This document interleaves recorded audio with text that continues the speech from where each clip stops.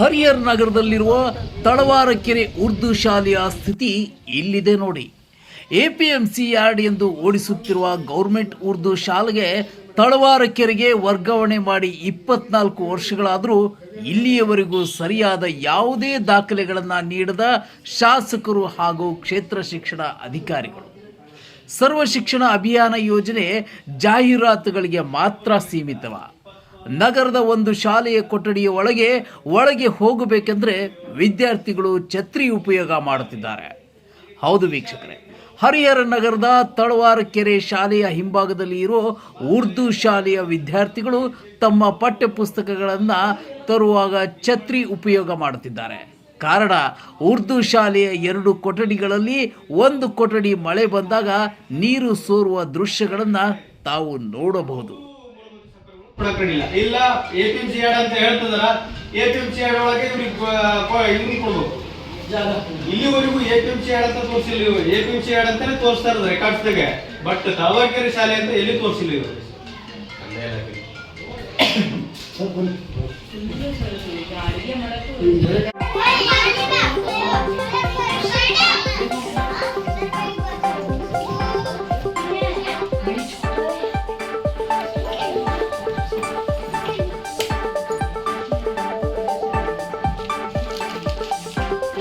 Madam ತಾವು ಎಷ್ಟನೇ ಕ್ಲಾಸಿಗೆ ತರಗತಿ ತಗೊಳ್ತೀರಾ?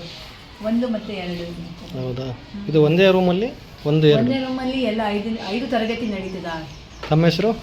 ಸೈಯದ ಗುಲ್ಜಾರ್. ಮೇಡಮ್ ತಾವು ಎಷ್ಟು ಕ್ಲಾಸ್ ಮಕ್ಕಳಿಗೆ ತರಗತಿ ತಗೊಳ್ಳೋದು? ಸರ್, ನಾನು ಇಲ್ಲಿ ಉರ್ದು ಶಾಲೆಯಲ್ಲಿ ಕನ್ನಡ ಟೀಚರ್. ನಾನು 1 ರಿಂದ 5ನೇ ತರಗತಿವರೆಗೂ ಕನ್ನಡ ತಗೊಂಡೆ. ತಮ್ಮ ಹೆಸರು ಮೇಡಮ್? ದುರ್ಗಮ್ಮ ಎನ್ ಅಂತ ಸರ್. ಸ್ಟ್ರೆಂತ್ ಎಷ್ಟಿತ್ತು ಮೇಡಮಲ್ಲಿ? ಸ್ಟ್ರೆಂತ್ ಇವಾಗ 30 ಇದೆ ಸರ್. 37 ಇತ್ತು ಸರ್.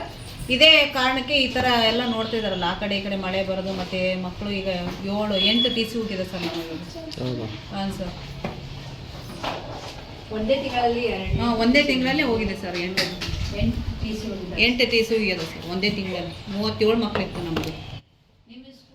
ಸರ್ಕಾರದಿಂದ ಸರ್ವ ಶಿಕ್ಷಣ ಅಭಿಯಾನಕ್ಕೆ ಕೋಟಿ ರೂಪಾಯಿಗಳು ಖರ್ಚು ಮಾಡಿ ಬಡವರ ಹಾಗೂ ಮಧ್ಯಮ ವರ್ಗದ ಮಕ್ಕಳಿಗೆ ಶಿಕ್ಷಣ ಒದಗಿಸುವ ಅಭಿಯಾನ ಯೋಜನೆ ಕಾರ್ಯರೂಪಕ್ಕೆ ಜಾರಿಗೆ ತಂದಿದೆ. ಆದರೂ ಹರಿಹರ ನಗರದ ತಳವಾರಕೆರೆಯ ಶಾಲೆಯ ಹಿಂಭಾಗದಲ್ಲಿರುವ ಉರ್ದು ಶಾಲೆಯ ಓದುತ್ತಿರುವ ಮಕ್ಕಳ ಪರಿಸ್ಥಿತಿ ನೋಡಿದರೆ ಮೈ ಜುಮ್ಮೆನ್ನುತ್ತದೆ. ಈ ರೂಮ್ ಇದೆಲ್ಲ ಸೋರ್ತಾ ಇದ್ದು, ಅದಕ್ಕೆ ತಾವು ಮೀನ್ಸ್ ಎಜುಕೇಷನ್ ಡಿಪಾರ್ಟ್ಮೆಂಟ್ ಅಧಿಕಾರಿಗಳಿಗೆ ಏನು ಹೇಳಕ್ಕೆ ಇಷ್ಟಪಡ್ತಾರೆ ಅದ್ರ ಬಗ್ಗೆ? ಸರ್, ಇದು ಎಪಿಎಂಸಿ ಯಾರ್ಡ್ ಅಂತ ಸ್ಕೂಲ್ ಸರ್. ಇದು ತಳವಾರಕೆರೆ ಸ್ಕೂಲಲ್ಲೇ ಇದೆ. ಯಾಕಂದ್ರೆ ಸುಮಾರು 23-24 ವರ್ಷದಿಂದ ನದಿ ಪ್ರವಾಹದಿಂದಾಗಲಿ ಅಲ್ಲಿ ಕೂಡ ಒಂದು ಯಾವುದೋ ಒಂದು ಮದ್ರಸಗಳಲ್ಲಿ ತರಗತಿಗಳು ನಡೀತಾ ಇರುವಂತೆ. ಆದರೆ ಈಗ ಅಲ್ಲಿಂದ ಇಲ್ಲಿಗೆ ಶಿಫ್ಟ್ ಮಾಡಿದ್ರು. ಯಾಕಂದ್ರೆ ಇಲ್ಲಿ 2 ಕೊಠಡಿ ಖಾಲಿ ಇರೋದ್ರಿಂದ ಗೌರ್ಮೆಂಟ್ ಸರ್ಕಾರಿ ಕಟ್ಟಡಗಳೇ ಇರೋದ್ರಿಂದ ಈ 2 ಖಾಲಿ ಇರೋದ್ರಿಂದ ಅದೇ ಸ್ಕೂಲನ್ನು ಇಲ್ಲಿಗೆ ಶಿಫ್ಟ್ ಮಾಡಿದ್ದಾರೆ. ಆಗಿನ ಇದ್ದಂತಹ ತಹಸೀಲ್ದಾರ್ ಇರ್ಬೋದು, ಮತ್ತು BO ಸರ್ಗಳು ಇರ್ಬೋದು, ಅವ್ರು ಇಲ್ಲಿಗೆ ನಮ್ಮನ್ನ ಇದು ಮಾಡಿದಾರಂತೆ ಮಕ್ಕಳಿಗೆ. ನಾವು ಬರೋಕ್ಕಿಂತ ಮೊದಲ 20-23 ವರ್ಷ ಕೆಳಗಡೆ. ಆದರೆ ಏನಾಗಿದೆ ಅಂದರೆ 2 ಕೊಠಡಿಗಳಲ್ಲಿ 1 ಕೊಠಡಿ RCC ಇದೆ. RCC ಏನಾಗಿದೆ ಅಂದರೆ ಮಳೆಗಾಲ ಬಂತು ಅಂದರೆ ಕೆಳಗಡೆ ಫುಲ್ಲು ನೀರು ಬರ್ತಾ ಇದೆ. ಈಗ ನೋಡ್ತಾ ಇದ್ರಲ್ಲ, ಈ ಥರ ನೀರು ನಿಂತ್ಕೊಳ್ತದೆ. ಇಲ್ಲಿ 30-35 ಮಕ್ಕಳು ತರಗತಿಗಳನ್ನು 30-35 ಮಕ್ಕಳು 1ರಿಂದ 5ನೇ ತರಗತಿವರೆಗೂ ತರಗತಿಗಳು ನಡೀತವೆ. ಇಲ್ಲಿ ಏನಾಗಿದೆ ಅಂದರೆ ಈಗ 1 ವಾರ 15 ದಿನ ಮಳೆ ಸಂಪೂರ್ಣವಾಗಿ ಹಿಡ್ಕೊಂಡಿರೋದ್ರಿಂದ ಮಳೆ ಫುಲ್ ಬರ್ತಾ ಇದೆ. ನೀವು ನೋಡ್ತಾ ಇದ್ರೆ ಈಗ ಇಲ್ಲಿ ಮಕ್ಕಳಿಗೆ ಗುಂಪುಗಳು ಇಲ್ಲಿದೆ. 2 ತರಗತಿ ಇಲ್ಲಿ ನಡೆಯುತ್ತೆ, ಇನ್ನೊಂದು ತರಗತಿ 2 ತರಗತಿ 3 ತರಗತಿ ಅಲ್ಲಿ ನಡೀತವೆ. ಈಗ ಮಳೆ ಇರೋದ್ರಿಂದ ಮಕ್ಕಳು ಗುಂಪುಗಳು ಇಲ್ಲೇ ಇರೋದ್ರಿಂದ ಅವ್ರು ಬಂದು ಛತ್ರಿ ತಗೊಳ್ಳೋದು, ಈ ಥರ ಛತ್ರಿ ತಗೊಂಡ್ಬಂದು ಗುಂಪುಗಳನ್ನು ಇಟ್ಕೋತಾರೆ. ಯಾಕಂದರೆ ಮೇಲ್ಗಡೆಯಿಂದ ನೀರು ಅಂತಾ ಇರೋದ್ರಿಂದ ಮಕ್ಕಳು ಇಟ್ಟು ಹೋಗ್ತಾ ಇದ್ದಾರೆ. ಈಗ 3-5 ತರಗತಿಗಳು ಇನ್ನೊಂದು ಕೊಠಡಿ ಇದೆ. ಆ ಕೊಠಡಿ ಅಂಚಿನ ಮೇಲಾಸಿಗೆ ಇದೆ. ಅದರಲ್ಲಿ ನಾವು 5 ತರಗತಿಗಳು 3 ಜನ ಟೀಚರ್ಸು ಇಲ್ಲಿ ಪಾಠ ಮಾಡ್ತಾ ಇದ್ದೀವಿ. ಹೆಂಗಾಗಿದೆ ಅಂದರೆ ಈಗ ಆ ತರಗತಿ ಪಾಠ ಹೇಳಿದ್ರೆ ಈ ತರಗತಿ ಮಕ್ಕಳಿಗೆ ಅರ್ಥ ಆಗಲ್ಲ. ಆ ತರಗತಿ ಈಗ ಗಲಾಟೆ ಫುಲ್ಲು ಒಂದೇ ರೂಮಲ್ಲಿ ಇರೋದು. ಅದು ನೋಡಿರ್ಬೇಕಾರೆ ಆ ಕಡೆದು ರೂಮ್ ಸಣ್ಣದಿದೆ. ಈಗ ಏನಾಗಿದೆ ಅಂದರೆ ನಮಗೆ ಮೂಲಭೂತ ಸೌಕರ್ಯಗಳು ಈ ಹಿಂದೆ 2 ವರ್ಷದಿಂದಲೂ ಈ ಮೂಲಭೂತ ಸೌಕರ್ಯಗಳಾಗಿರ್ಬೋದು, ಈಗ ಸ್ವಲ್ಪ ರಿಪೇರಿ ಇರ್ಬೋದು, ಶೌಚಾಲಯ ಮಕ್ಕಳಿಗೆಲ್ಲ ಹೆಣ್ಮಕ್ಳು ಇರೋದ್ರಿಂದ ಈ ಶಾಲೆಯಲ್ಲಿ ತುಂಬಾ ಹೆಣ್ಮಕ್ಳಿದೆ ಮಕ್ಕಳು.